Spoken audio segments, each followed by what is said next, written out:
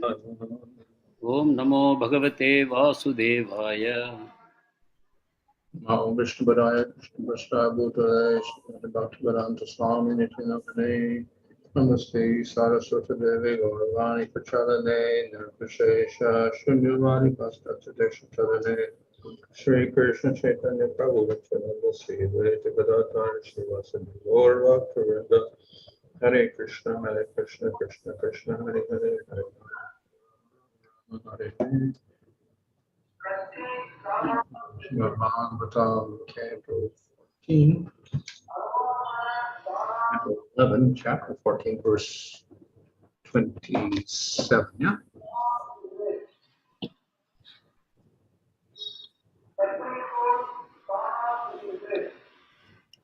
Viṣayān dhyāyataś cittaṁ viṣayeṣu viṣajjate mam anusmarataś cittaṁ pravilīyate. The mind of one meditating upon the objects of sense gratification is certainly entangled in such objects, but if one constantly remembers me, then the mind is absorbed in me. Purport: one should not think that one can attain complete transcendental knowledge of Krishna by mechanically engaging in the worship of the Lord. Lord Kṛṣṇa states here that one must endeavor constantly to keep the Lord within one's mind. Anusmarataḥ, or constant remembrance, is possible for one who always chants and hears the glories of Lord Kṛṣṇa. It is therefore stated, śravaṇam kīrtanam, Srimad Bhagavatam 7:523. Smaraṇam, the process of devotional service, begins with hearing, śravaṇam, and chanting kirtan, from which remembrance develops. One who constantly thinks of the objects of material gratification becomes attached to them. Similarly, one who constantly keeps Lord Kṛṣṇa within his mind becomes absorbed in the Lord's transcendental nature, and thus becomes qualified to render personal service to the Lord in his own abode.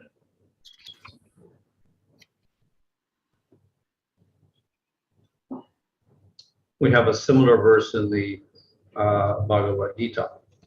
Bhagavad Gitaயிலும் இதே கருத்தை கூறக்கூடிய ஒரு ஸ்லோகம் உள்ளது.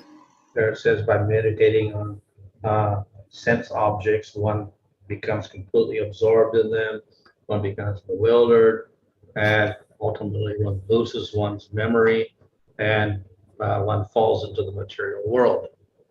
ஒருவர் புலன்வர்ச்சி பொருட்களை பற்றி மனசில் நினைக்கும் பொழுது அவர் படிப்படியாக அவற்றில் பற்றுதலை வளர்த்து கொண்டு குழப்பமடைந்த நிலையில் தன்னுடைய ஞாபக சக்தியை இழந்து விழுந்து போகிறார் என்று அந்த ஸ்லோகம் கூறுகிறது. So the processes of jnana and yoga, they also attempt to control the mind and the senses. ஞானம், யோகம் போன்ற வழிமுறைகள் மனத்தையும் புலன்களையும் அடக்குவதற்கு உதவுகின்றன. In fact, there's a great endeavor to do this in these processes. இந்த வழிமுறைகளில் இந்த மனத்தையும் புலன்களையும் அடக்குவதானது மிக தீவிரமாக செய்யப்படுகிறது. And that is because they accept the fact that the uncontrolled mind and senses leads one into activities which will bind one to the material world. ஏனென்றால் அவர்கள் அடக்கப்படாத மனமும் புலன்களும் ஒருவரை தேவையற்ற செயல்களில் ஈடுபடுத்தி அவரை பௌதிகமாக பந்தப்படுத்தும் என்பதை ஏற்றுக்கொள்கிறார்கள். And the whole purpose of yoga is to detach oneself completely from all these objects of the world. யோகத்தின் நோக்கம் பௌதிக உலகத்தைச் சேர்ந்த பொருட்கள் அனைத்திலுமிருந்து மனத்தை முழுமையாக விலக்குவதே ஆகும். We don't control the mind and senses, become more attached to material things, we create more bondage. மனமும் புலன்களும் அடக்கப்படாவிட்டால் நாம் பௌதிகமான பொருட்களின் மீது அதிகமான பற்றுதலை வளர்த்து கொண்டு அவற்றால் கட்டப்படுகிறோம். Therefore, there's great emphasis on controlling the mind and the senses. எனவே மனத்தையும் புலன்களையும் அடக்குவது அதிகமாக வலியுறுத்தி கூறப்படுகிறது. And of course, in the Bhagavad Gita, particularly in the second chapter, the fifth chapter, the sixth chapter, where there's discussion of jnana and yoga, then there's emphasis upon controlling the mind and the senses. பகவத்கீதையில் குறிப்பாக 2வது, 5வது மற்றும் 6வது அத்தியாயங்களில் இந்த ஞானத்தையும் யோகங்களையும் பற்றி கூறும்பொழுது மனத்தையும் புலன்களையும் அடக்குவதானது மிகவும் வலியுறுத்தி பேசப்படுகிறது. In fact, Krishna says that all this leads to kama and krodha, and then we get kama, krodha, lobha, etc. This is the gates to hell. We just end up degrading ourselves. இதை நாம் செய்யாவிட்டால் காம, குரோதம், லோபம் போன்ற பல தீய குணங்கள் நம்மிடம் உண்டாகி நம்மை பௌதிகத்துடன் கட்டுப்படுத்துகின்றன. So all these processes emphasize control of the mind and senses. எனவே இந்த வழிமுறைகள் அனைத்தும் மனத்தையும் புலன்களையும் அடக்குவதையே மிகவும் வலியுறுத்துகின்றன. So even in bhakti yoga, sense control, mind control are necessary. பக்தி யோகத்திலும் கூட மனத்தையும் புலன்களையும் அடக்குவது அவசியமாகும். But the emphasis is not so much upon simply stopping the senses in the mind, but engaging them. ஆனால் பக்தி யோகத்தில் பார்ப்போமானால் மனத்தையும் புலன்களையும் அடக்குவதை கூறாமல் அதற்கு மாறாக அவற்றை சரியான வழியில் பயன்படுத்துவதை பற்றி கூறப்படுகிறது. And that is why Krishna recommends to Arjuna, do karma yoga where you engage your senses, because it's very difficult to control the mind and senses. இதனால் தான் கிருஷ்ணர் அர்ஜுனனுக்கு நீ கர்மயோகத்தில் ஈடுபடு, அதன் மூலமாக உன் மனத்தையும் புலன்களையும் சரியான வழியில் செயல்படுத்து என்று அறிவுறுத்துகிறார். But when doing that karma yoga, do it without desire for results. We're not interested in getting material enjoyment out of it. கர்மயோகத்தை செய்யும் பொழுது அதன் விளைவுகளின் மேல் பற்றுதலை வைக்காமல் பௌதிக சுகங்களின் மேல் ஆசைப்படாமல் அவற்றை செய்ய வேண்டும் என்று பகவான் கூறுகிறார். So this is a method of gradually developing detachment. இது படிப்படியாக ஒருவருக்கு பற்றின்மையை வளர்க்க உதவுகிறது.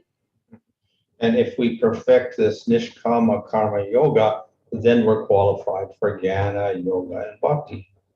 இந்த நிஷ்காம கர்ம யோகத்தை ஒருவர் பூரணமாக செயல்படுத்தும் பொழுது அவருக்கு ஞானம், யோகம் மற்றும் பக்திக்கான தகுதி கிடைக்கிறது. So in bhakti, again, there is less emphasis upon stopping the senses in the mind, but rather engaging them. இங்கும் பார்ப்போமானால் மனத்தையும் புலன்களையும் அடக்குவதை கூறாமல் மாறாக அவற்றை சரியாக பயன்படுத்துவதை பற்றி கூறப்படுகிறது.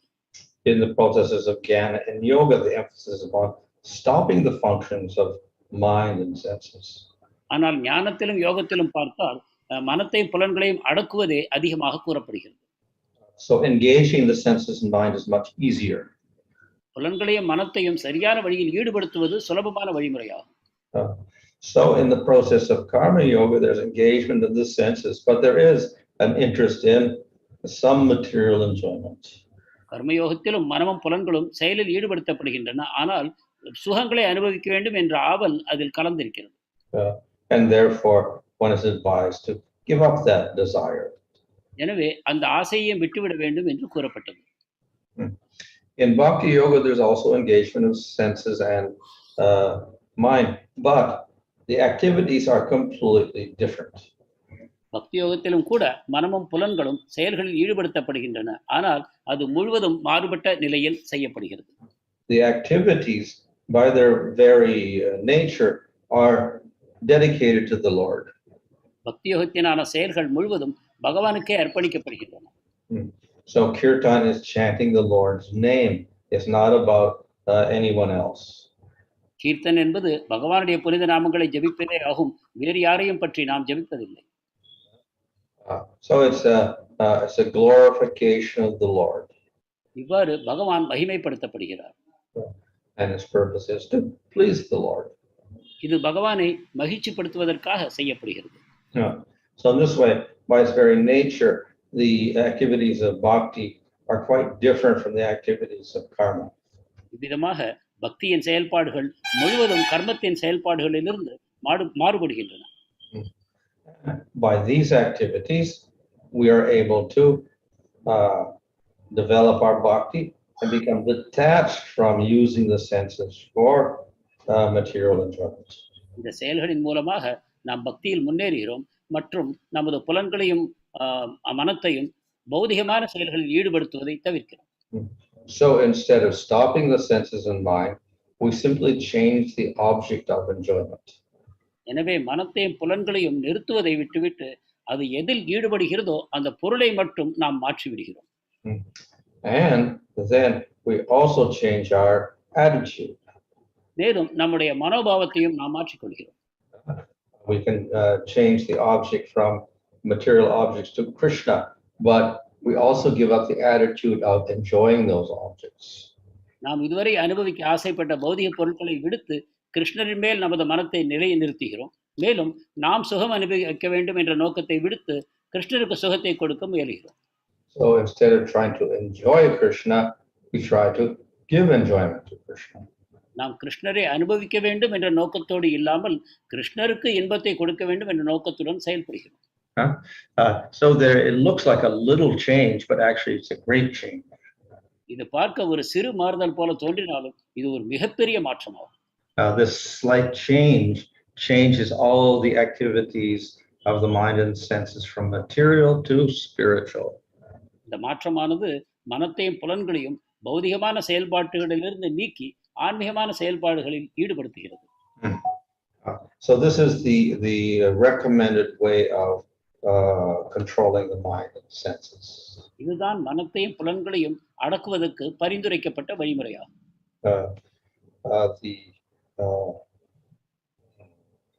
It is like the same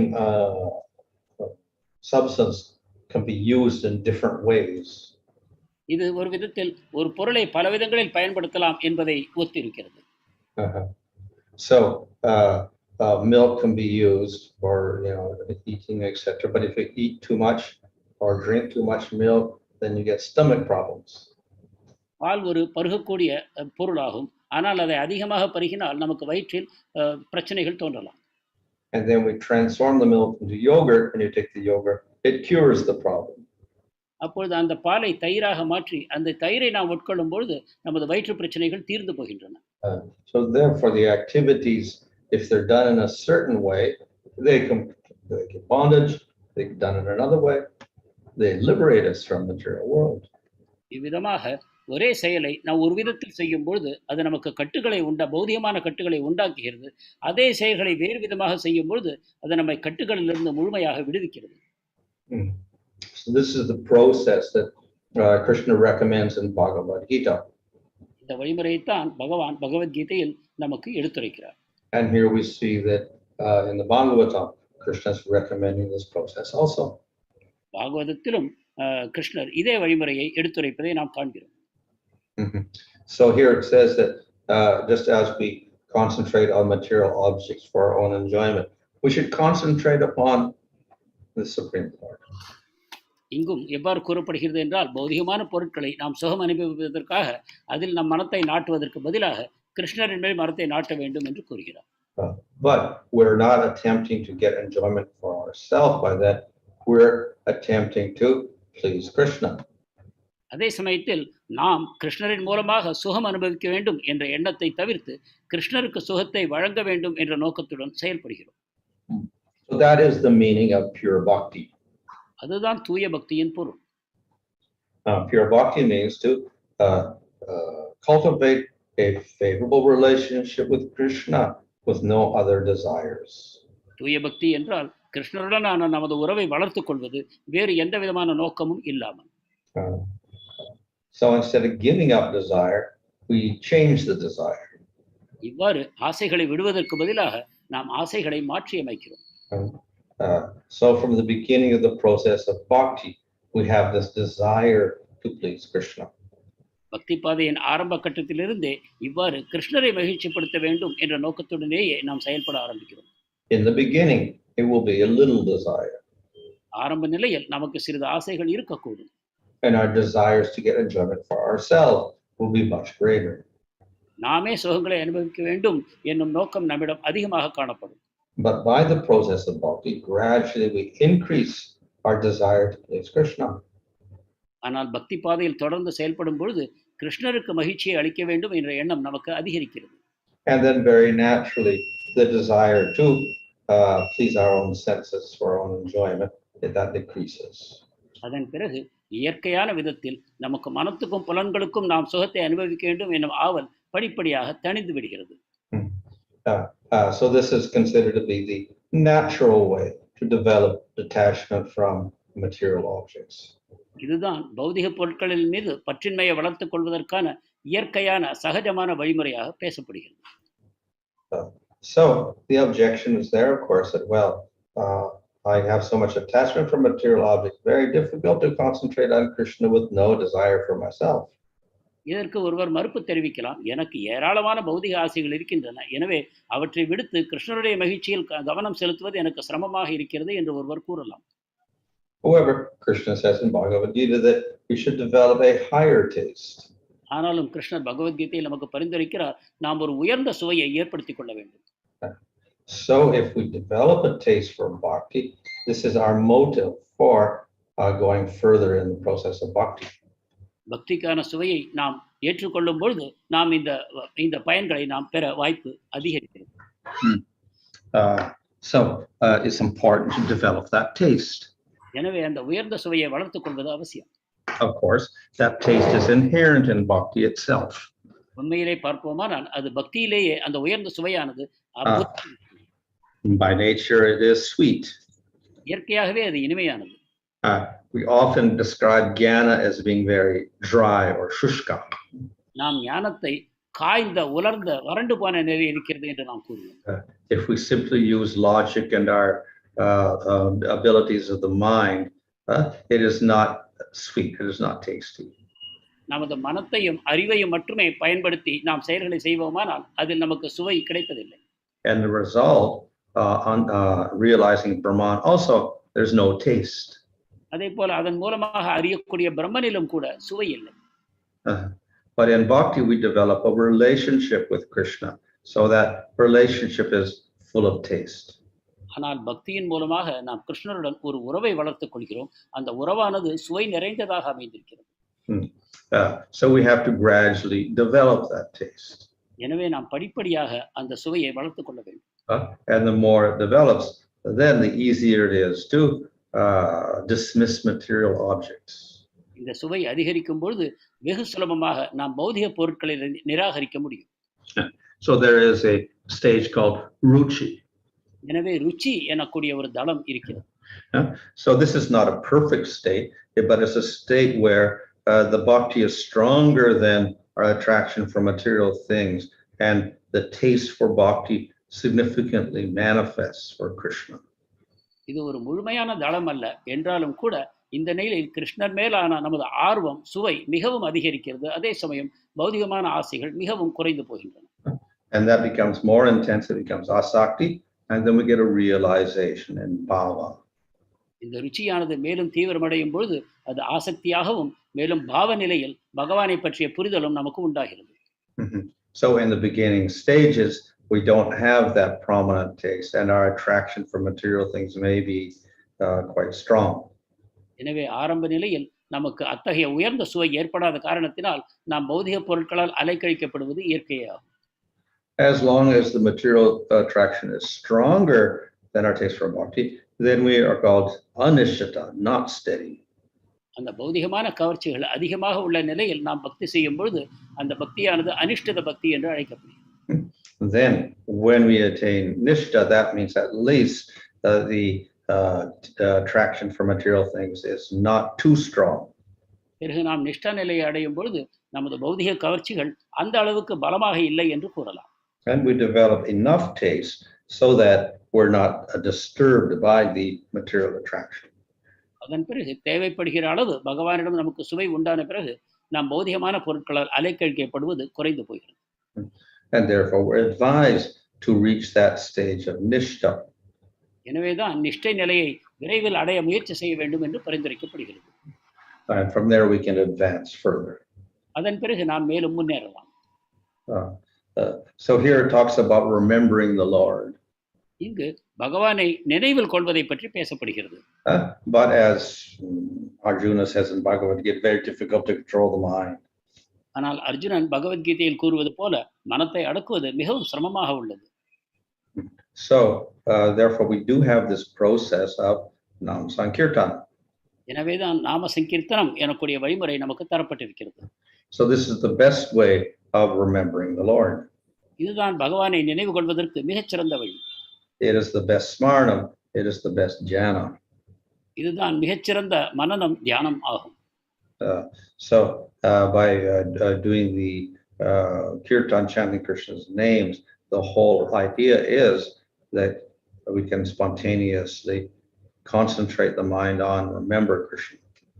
பகவானுடைய புனித நாமங்களை நாம் தொடர்ந்து ஜெபிப்பதற்கான நோக்கம் நமது மனதை இயற்கையாகவே பகவானிடம் நிறுத்த இயல வேண்டும் என்பதே. So therefore I talked about we had to develop taste. இதற்காகத்தான் நாம் சுவையை வளர்த்து கொள்ள வேண்டும். So of course in bhava and prema there's a taste for Krishna. பாவ மற்றும் பிரேம நிலையில் கிருஷ்ணருக்கான சுவை நம்மிடம் இருக்கிறது. In ruchi there's a great taste for the process like chanting. ருச்சியிலும் பகவானுடைய நாமத்தை ஜபிப்பதில் ஆர்வம் அதிகமாக இருக்கிறது. So we should aim for that state of at least of developing that attraction for the process of chanting. எனவே குறைந்தபட்சமாக புனித நாமத்தை ஜபிப்பதில் ஒரு கவர்ச்சியை, ஒரு ஆர்வத்தை, சுவையை நாம் வளர்த்து கொள்ள வேண்டும். And in doing so we control the mind. அவ்வாறு செய்வதன் மூலமாக நாம் மனத்தை அடக்குகிறோம். So we go through a gradual process of concentrating more and more on the Lord. இவ்வாறு படிப்படியாக மனத்தை பகவானிடம் நிலைநிறுத்தும் வழிமுறையில் நாம் முன்னேறுகிறோம். If one is in prema, then there is no chance of thinking of anything except the Lord. பிரேம நிலையில் இருக்கக்கூடிய ஒருவர் பகவானை தவிர வேறு எந்த பொருளையும் மனத்தால் நினைப்பது அசாத்தியமாகிறது. When we first have faith and then we start bhakti, then of course the mind is uncontrolled. ஆரம்பத்தில் விசுவாசத்தை அடைந்து நாம் பக்தி செயலை செய்ய ஆரம்பிக்கும் பொழுது மனது அடங்காத நிலையில் தான் இருக்கிறது. So the whole process of bhakti as we go from step to step is to increase that remembrance of the Lord. ஆனால் பக்தியில் நாம் படிப்படியாக முன்னேறுவதற்கான நோக்கம் பகவானுடைய ஞாபகம் நமக்கு அதிகரிக்க வேண்டும் என்பதே ஆகும். So this is the process recommended by Krishna here and in the Bhagavad Gita. பகவான் கிருஷ்ணர் இந்த இடத்திலும் மேலும் பகவத்கீதையிலும் இந்த வழிமுறையைத்தான் நமக்கு பரிந்துரைக்கிறார். By doing this, we become free from the bondage of material world. இதை செய்வதன் மூலமாக பௌதிக உலகத்தின் கட்டிலிருந்து நாம் விடுபடுகிறோம். Hare Krishna. Thank you, Maharaj. So we'll take up some questions. Jyotisundar Mataji is asking, how does deity worship help us to enhance the bhakti process? விக்கிரக ஆராதனை பக்தி பாதையில் முன்னேறுவதற்கு எவ்வாறு உதவுகிறது? Jiva Goswami says that in Bhakti Sandarbha that deity worship is there to help us engage the mind. ஜீவ கோஸ்வாமி பக்தி சந்தர்ப்பத்தில் கூறுகிறார், விக்கிரக ஆராதனை நமது மனத்தை ஒரு பகவானிடம் ஈடுபடுத்த உதவுகிறது என்று. In the beginning of bhakti, people may be very disturbed. So by doing deity worship, this also helps us. பக்தியின் ஆரம்ப நிலையில் மக்களுடைய மனம் அடக்கப்படாத விதத்தில் இருக்கிறது. அப்பொழுது இந்த வழிமுறை விக்கிரக ஆராதனை உதவுகிறது. We get a chance to engage our senses in serving Krishna. நமது புலன்களை பகவானுடைய சேவையில் ஈடுபடுத்த அது ஒரு வாய்ப்பை தருகிறது. Thank you, Maharaj. The next is a question from Ranga Krishna Prabhu that given the holy name is full of nectar and gives bliss, even to a devotee at the entry level, the sadhaka takes pleasure in chanting the holy name. However, you have mentioned that that is not right, as we have to give pleasure to the Lord. Instead of deriving pleasure from chanting, we should give pleasure to the Lord. So how do we understand this? ஆரம்ப நிலையில் இருந்தே கூட ஒரு பக்தனுக்கு பகவானுடைய புனித நாமத்தை ஜெபிப்பது ஒரு சுவையை, ஒரு ஆனந்தத்தை தருகிறது. ஆனால் நீங்கள் கூறினீர்கள், நாம் நமக்கு ஆனந்தத்தை ஆசைப்படாமல் பகவானுக்கு ஆனந்தத்தை வழங்கவே முயல வேண்டும் என்று. இதை நாம் எவ்வாறு செயல்படுத்துவது? So the intention of the devotee is to please Krishna. பக்தனுடைய நோக்கம் பகவானுக்கு மகிழ்ச்சி தருவதுதான். The result is we get bhakti and finally prema. அதன் விளைவாக நாம் பக்தியையும் இறுதியில் பிரேமத்தையும் அடைகிறோம். So there is an experience of bliss when we get prema. எனவே இங்கு பரமானந்தத்தின் அனுபவம் பிரேம நிலையில் நமக்கு உண்டாகிறது. But of course, we're not trying to do bhakti in order to get bliss. We're trying to do that to get prema, that is, please Krishna. ஆனால் நாம் இந்த பரமானந்தத்தை அடைய வேண்டும் என்ற நோக்கத்துடன் பக்தி செய்யவில்லை. மாறாக கிருஷ்ண பிரேமை நமக்கு வேண்டும் என்ற நோக்கத்துடனேயே நாம் பக்தி செய்கிறோம். So the bliss that we get again is dependent on our service to the Lord.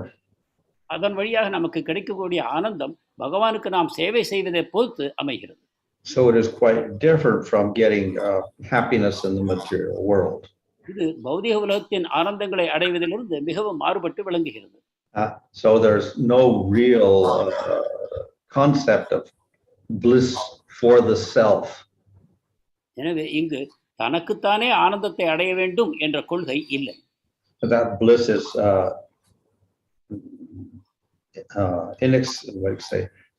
necessarily related to giving Krishna bliss.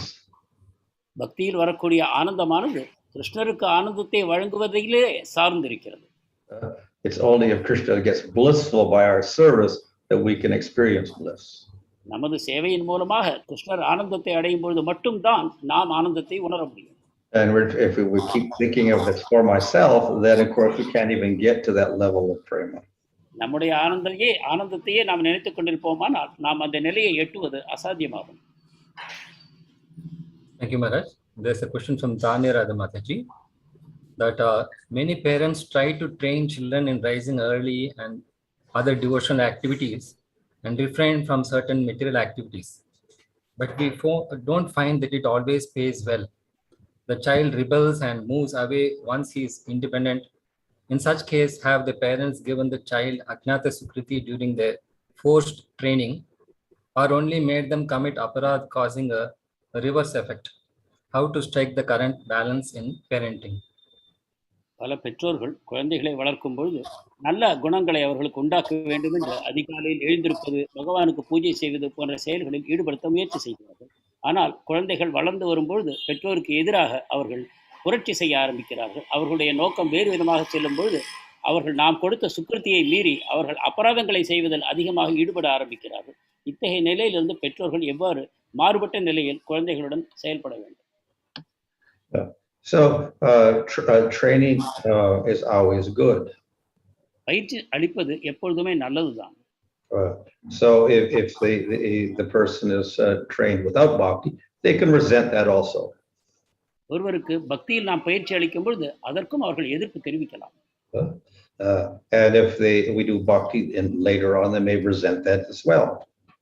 பக்தியை நாம் பிற்பாடு செய்யும் பொழுதும் கூட அத்தகைய எதிர்ப்பு மனோபாவம் உண்டாகத்தான் செய்யும். But as parents, it's responsibility to expose them as much as possible to bhakti. ஆனால் பெற்றோர்களின் கடமை அவர்களை எந்த அளவுக்கு முடியுமோ அந்த அளவுக்கு அவர்களை பக்தியில் ஈடுபடுத்துவதுதான். And if done properly, not by force or violence or whatever, then it won't produce aparadha on the part of the child. ஆனால் அதை நாம் அவர்களுக்கு மிகவும் வேகத்தை கொடுத்தோ வயலன்ஸ் மூலமாக அவர்களை நாம் அந்த வழியில் ஈடுபடுத்தக்கூடாது. அப்பொழுது அவர்கள் அபராதம் செய்வது தடுக்கப்படும். So therefore, later on, it can be advantageous. It's not exactly a gata sukriti because there is some, favorability in the children when they're young anyway. But it's like that. It's similar to a gata sukriti.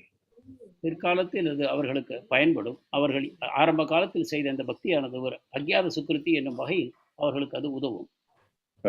And that is always favorable for later development.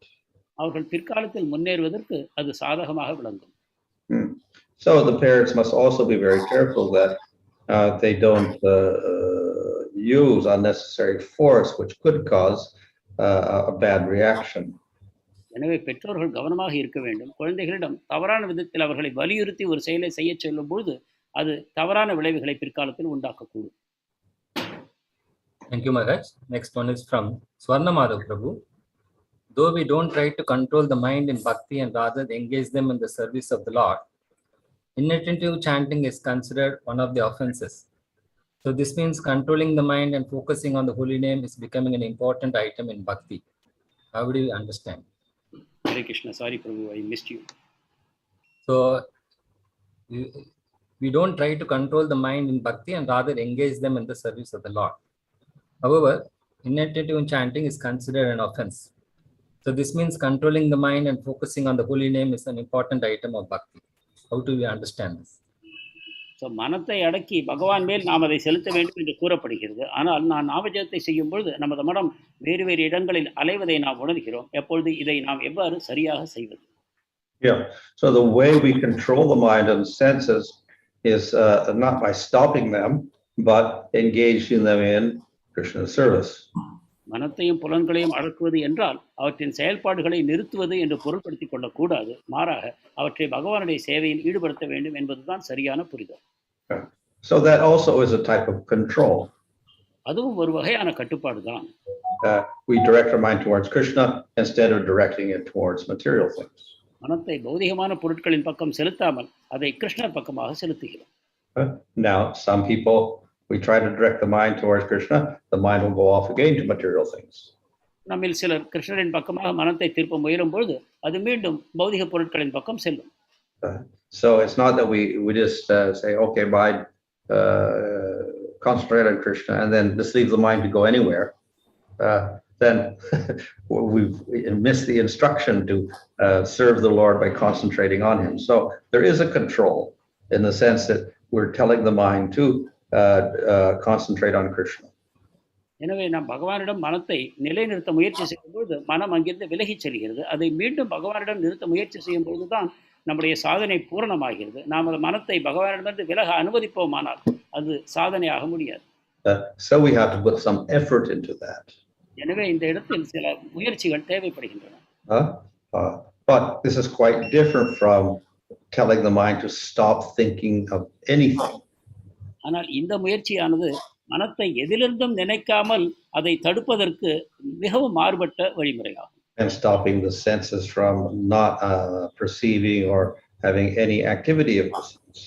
மனத்தை வெற்றிடமாக செய்து எந்த பொருட்களிடமும் செயல்களிடமும் ஈடுபடாமல் செய்வதிலிருந்து இந்த பக்தி பாதையானது மிகவும் மாறுபடுகிறது. So we have some control and in choosing to serve Krishna rather than material things. இதில் ஓரளவு கட்டுப்பாடு தேவைப்படுகிறது. பௌதிக பொருட்களுக்கு சேவை செய்வதிலிருந்து மனத்தை பகவானுக்கு சேவை செய்வதன் பக்கமாக நாம் திருப்புகிறோம். அந்த அளவுக்கு முயற்சி. And we have to make some effort in order to do this nicely. இதை நல்ல முறையில் செய்வதற்காக நமக்கு முயற்சி தேவைப்படுகிறது. Thank you, Maharaj. There's a question from Uttamadamayanti Mataji. How do we differentiate between doing actions for our own sense gratification and doing them for Krishna's pleasure? For example, while cooking bhoga, I might cook something that I feel like eating rather than thinking of what Krishna would like. நமது புலன்களை இந்திரியங்களை கிருஷ்ணரிடம் ஈடுபடுத்த வேண்டும் என்று கூறினீர்கள். ஆனால் நாம் அதை செய்யும் பொழுதே கூட நமது பௌதிகமான ஆசைகள் குறுக்கிடுகின்றன. உதாரணமாக நாம் ஒரு சமையல் கிருஷ்ணருக்காக செய்யும் பொழுது நமக்கு எது பிடிக்குமோ அந்த பொருட்களை செய்ய நாம் ஈடுபடுகிறோம். இதிலிருந்து எவ்வாறு நம்மை காத்துக்கொள்வது? So this is the control of the mind that we have to have. We direct it towards Krishna also with the proper attitude. இதற்காகத்தான் நாம் மனத்தை கிருஷ்ணர் பக்கம் செலுத்த வேண்டும், அதே சமயம் சரியான மனோபாவத்துடன் அதை செய்ய வேண்டும் என்றும் கூறினோம். So that much control we have to have over the mind. அந்த அளவுக்கு நாம் மனத்தை கட்டுப்படுத்தத்தான் வேண்டும். Thank you, Maharaj. There's a question from Simhasudarshan Prabhu, more or less a repeat question. But how do we understand Radharani and gopis have anger and pride, although anger and pride are considered to be anarthas? ராதாராணிக்கும் கோபியருக்கும் கோபமும் கர்வமும் இருக்கிறது என்று கூறப்படுகிறது. ஆனால் அவை அனர்த்தங்கள் என்று நாம் கூறுகிறோம். இதை எவ்வாறு புரிந்து கொள்வது? These are all expressions of their prema. இவை அனைத்தும் அவர்களது பிரேமத்தின் வெளிப்பாடாகும். And they're in relation to Krishna. இவை கிருஷ்ணருடைய தொடர்பிலேயே உண்டாகின்றன. They're technically what is called vyabhachari bhavas.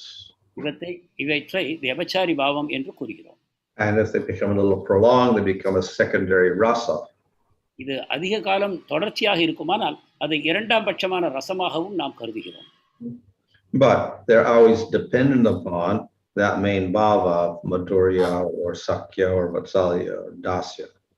ஆனால் இது எப்படியும் ஒருவருடைய முக்கியமான பாவமாகிய மாதுரியமோ வாத்சல்யமோ தாஸ்யமோ சாக்கியமோ இவற்றை சார்ந்தே அமைகிறது. So it's always in relation to Krishna favorably. இது எப்பொழுதும் கிருஷ்ணருக்கு சாதகமான நிலையிலேயே அமைந்திருக்கிறது. So they're all aspects of serving Krishna with devotion. இவை அனைத்தும் கிருஷ்ணருக்கு பக்தி தொண்டு செய்வதின் அம்சங்களாகும். Thank you, Maharaj. There's a question from Samanjas Krishna Prabhu, that how can we develop taste for the chanting of the holy name in a natural way? புனித நாமத்தை ஜெபிப்பதன் சுவையை இயற்கையான விதத்தில் எவ்வாறு உண்டாக்கி கொள்வது? So the natural way is to engage the mind and the senses more and more in Krishna's service. இயற்கையான வழி என்னவென்றால் மனத்தையும் புலன்களையும் படிப்படியாக கிருஷ்ணரின் மேல் ஈடுபடுத்துவதே ஆகும். With that favorable attitude. அதற்கு சாதகமான மனோபாவத்தையும் நாம் கொண்டிருக்க வேண்டும். So chanting and hearing and doing various services with that devotional attitude will naturally increase our concentration on Krishna and increase the bhakti. பக்தியான மனோபாவத்துடன் பகவானுடைய நாமத்தை பேசுவது கேட்பது போன்ற பக்தி செயல்களில் நாம் ஈடுபடும் பொழுது அது படிப்படியாக நமது மனத்தை கிருஷ்ணரின் மேல் நிறுத்தி அவர் மேல் அன்பை உண்டாக்குகிறது. Thank you, Maharaj. There's a question from Ruparani Revati Mataji. That is, as a grihastha, to maintain our family, we have to work and we are not fully engaged in devotional service. So we are using part of our earnings in the service of the Lord. Are we doing karma yoga instead of bhakti? கிரகஸ்தர்கள் முழுமையாக பக்தியில் ஈடுபடுவதில்லை. அவர்கள் குடும்பத்தை காப்பாற்றுவதற்காக பௌதிகமான செயல்களிலும் ஈடுபட வேண்டியிருக்கிறது. நமது வருமானத்தில் ஒரு பகுதியை பகவானுக்கு செலவிடுகிறோம். இது கர்மயோகம் என்று கூற வேண்டுமா? So as long as we have a body, we have to maintain the body. நமக்கு சரீரம் இருக்கும் வரை அதை காப்பாற்றித்தான் ஆக வேண்டும். So we have to do activities. அதற்காக நாம் செயல்களில் ஈடுபட வேண்டும். And if we do those activities regulated according to scripture, we can technically call that karma yoga. அவற்றை சாஸ்திரங்களின் கட்டுப்பாடுகளை அனுசரித்து நாம் செய்வோமானால் நாம் கர்மயோகம் என்று அதை கூறுவோம். But the devotee, of course, is trying to use everything for Krishna. ஆனால் ஒரு பக்தர் அனைத்தையும் கிருஷ்ணருக்காக பயன்படுத்த விரும்புகிறார். And he's not unnecessarily trying to increase his material desires. அவர் தேவையற்ற விதத்தில் தன்னுடைய பௌதிக ஆசைகளை வளர்த்துக் கொள்ள விரும்புவதில்லை. So therefore, as much as is necessary, even the devotee has to participate in some karma yoga. எனவே எந்த அளவு தேவையோ அந்த அளவுக்கு மட்டும் ஒரு பக்தர் கர்மயோகத்திலும் ஈடுபட வேண்டும். But it is nishkama, without material desire. ஆனால் அதை நிஷ்காமமாக அவர் செய்ய வேண்டும். அதாவது பௌதிக ஆசைகள் இல்லாமல் செய்ய வேண்டும். But because it is done along with the main process of bhakti, it also becomes spiritualized. ஆனால் முக்கியமான வழிமுறையாகிய பக்தியுடன் சார்ந்து இந்த கர்மயோகம் செய்யப்படும் பொழுது அதுவும் ஆன்மீகமாக மாறிவிடுகிறது. So there is no harm in doing those activities. எனவே இதை செய்வதில் தவறில்லை. Thank you, Maharaj. So when we say contemplating on the object of the senses, does it mean the object which is seen, or does it mean the eyes, ears and those? பௌதிகமான பொருட்களை காணும் பொழுது ஒருவனுக்கு அந்த பாதிப்பு உண்டாகிறது என்று கூறினார்கள். அது கண்கள் காதுகள் மூலமாக பொருட்களை பார்ப்பதை குறிக்கிறதா? Well, in the material world, we have different sense objects for the ear and for the eye, and for the nose, and for the touch, and for the tongue, etc. பௌதிக உலகத்தில் புலனுகர்ச்சி பொருட்கள் கண்களுக்காக காதுகளுக்காக மூக்குக்காக என்று தனித்தனியாக அமைந்திருக்கிறது. And if this is uncontrolled, then of course we end up in a very unfortunate position. இதை நாம் அடக்கி ஆடவில்லை என்றால் ஒரு துரதிர்ஷ்டவசமான நிலையை நாம் அடைகிறோம். If we develop our spiritual body, we develop spiritual senses. ஆன்மீகமான சரீரத்தை நாம் வளர்த்துக் கொள்வோமானால் நமது ஆன்மீக புலன்களும் வளர்ச்சி அடைகின்றன. And then we develop spiritual sense objects. We can see the form of Krishna. We can hear the flute of Krishna, etc. அப்பொழுது ஆன்மீகமான புலனுகர்ச்சி பொருட்களையும் நாம் உணர ஆரம்பிக்கிறோம். கிருஷ்ணருடைய அற்புதமான உருவத்தை பார்க்கிறோம். அவருடைய குழல் ஓசையை நாம் கேட்கிறோம். But we are using the senses not for our enjoyment, but for serving Krishna. ஆனால் அப்பொழுது புலனுணர்ச்சி பொருட்களை நமது சுகத்துக்காக ஈடுபடுத்தாமல் கிருஷ்ணருடைய மகிழ்ச்சிக்காக நாம் பயன்படுத்த ஆரம்பிக்கிறோம். Thank you, Maharaj. You are referring to the flute, which is one of the important qualities of Lord Kṛṣṇa among the 4 primary qualities. So someone was asking whether Krishna plays a flute outside Vrindavan. கிருஷ்ணர் பிருந்தாவனத்துக்கு வெளியிலும் குழல் ஊதுகிறாரா என்று. Well, in his pastimes with the Dwarkavasis or Mathura people, no. துவாரகாவாசிகள் மற்றும் மதுராவாசிகளுக்கு இடையில் அவர் செய்யும் லீலைகளில் அவர் குழல் ஊதுவதில்லை.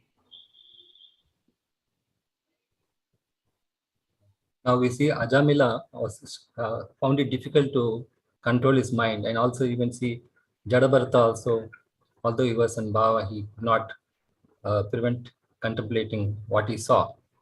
So why this happened? அஜாமிளரும் பாவ நிலையில் இருந்த பரத் மகாராஜரும் கூட மனத்தை அடக்க முடியாமல் விழுந்தார்கள் என்பதை நாம் கேட்கிறோம். இதை எவ்வாறு புரிந்து கொண்டது? Ajamila at what stage? When he was all sinful? Ajamilan பாவ செயல்களை செய்து கொண்டிருந்தார். Before he saw the prostitute, at the time when he saw the prostitute. Oh, so why he couldn't control his mind? Yes. Question? Yes. Oh, so he can't control the mind because he wasn't doing bhakti. விலை மாதை சந்திப்பதற்கு முன்னால் அவர் புண்ணிய காரியங்களைத்தான் செய்து கொண்டிருந்தார். ஆனால் அவர் பக்தி செய்து கொண்டிருக்கவில்லை. இதன் காரணமாக அவர் விழுந்து போனார். In other words, he was trained up with Brahminical standards, but those were not strong enough to prevent his desire from turning him away from Brahminical conduct. வேறு விதமாக கூறுவோமானால் அவர் ஒரு நல்ல பிராமணராக பயிற்சி எடுத்துக் கொண்டிருந்தார். ஆனால் அந்த பயிற்சியானது அவருக்கு பௌதிகமான ஆசைகளிலிருந்து முழுவதுமாக விடுபடக்கூடிய சக்தியை ஊட்டவில்லை. எனவே அவர் அந்த பிராமண நிலையிலிருந்து விழுந்து போனார். Thank you, Maharaj. One last question from Suresh Srinivas Prabhu. That is, the spiritual senses, are they developed, or we already have the spiritual senses and they are uncovered by the process of bhakti? ஆன்மீக புலன்கள் புதிதாக வளர்ச்சி அடைகின்றனவா அல்லது நமக்கு ஏற்கனவே அவை அமைந்திருக்கின்றன, பக்தி பாதையின் மூலமாக அவை வெளிப்படுகின்றனவா? எது சரியான புரிதல்? Well, everything spiritual is eternal. ஆன்மீகமான அனைத்தும் சாஸ்வதமானவை. But if we don't do bhakti, then we'll never see them. ஆனால் நாம் பக்தி செய்யாவிட்டால் அவற்றை ஒருபொழுதும் அடைய மாட்டோம். So if you practice jnana or yoga, then you never develop spiritual senses. ஞானத்தையும் யோகத்தையும் நாம் பயிற்சி செய்யும் பொழுது நமது ஆன்மீக புலன்கள் வளர்வதில்லை. And if you're in the material from anadi, with no beginning, then again, no spiritual senses. நமது பௌதிகமான கட்டுகள் அனாதியானவை, நிரந்தரமாக இருக்கின்றன. எனவே நமக்கு ஆன்மீக புலன்கள் இருக்கின்றன என்று கூறவும் முடியாது. Thank you very much, Maharaj. I think there are no further questions. Santraj Srimad Bhagavatam ki jai. Prabhupada ki jai. Glorious Maharaj. Hare Krishna, dear devotees, regarding the announcements, today evening there will be Krishna Katha lecture by Thirumal Rao Prabhu. இன்று மாலை திருமல் ராவ் பிரபு பிரவச்சனம் தருவார். Tomorrow, Krishna Katha lecture by His Grace Ranga Kṛṣṇa Prabhu. நாளை மாலை கிருஷ்ண கதா ரங்க கிருஷ்ண பிரபு வழங்குவார். And Saturday we are having a special lecture by His Holiness Bhaktivinoda Swami Maharaj. சனிக்கிழமை விசேஷமான உரை தவ திரு பக்திவினோத் சுவாமி வழங்க இருக்கிறார். Chant the Hare Krishna Mahamantra thrice for the benefit of all the devotees. Hare Krishna, Krishna Krishna, Hare Hare. Hare Rama, Rama Rama, Hare Hare. Hare Krishna, Krishna Krishna, Hare Hare. Hare Rama, Rama Rama, Hare Hare. Hare Krishna, Krishna Krishna, Hare Hare. Hare Rama, Rama Rama, Hare Hare.